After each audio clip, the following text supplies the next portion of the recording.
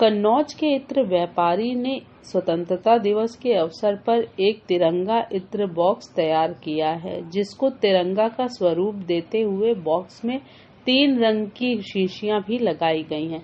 उन तीनों में अलग अलग इत्र भी भरे गए हैं, जिसमें नारंगी रंग की इत्र की बोतल में गुलाब का इत्र, सफेद रंग की बोतल में मिट्टी का इत्र, तो वहीं हरे रंग की बोतल में बेला का इत्र रखा गया है।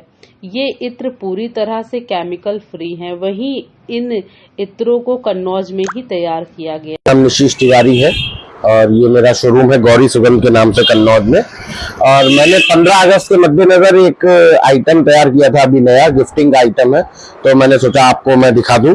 ये मेरे पास ये एक इत्र बॉक्स है और इस पे आप देखेंगे कि ये इंग्रेविंग ही है इस पे कि कौन कौन से इत्र है अंदर। गुलाब है, मिट्टी है और बेला है।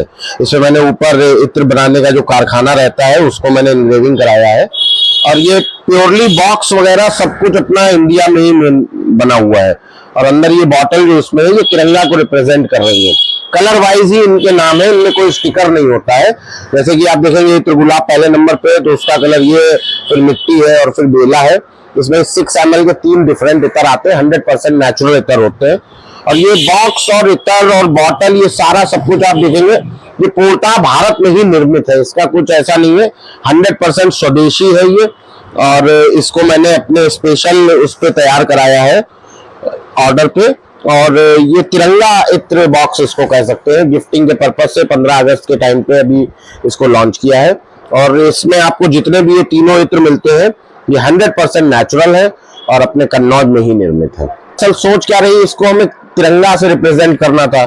मैंने तिरंगा से ही रिलेटेड ये बॉटल्स कलर पहले से ही बनवाए हुए थे। अब चूंकि बेला हरे रंग को रिप्रेजेंट करता है कुदरती तौर पे पहले से ही, तो मैंने हरे रंग में बेला को कर दिया।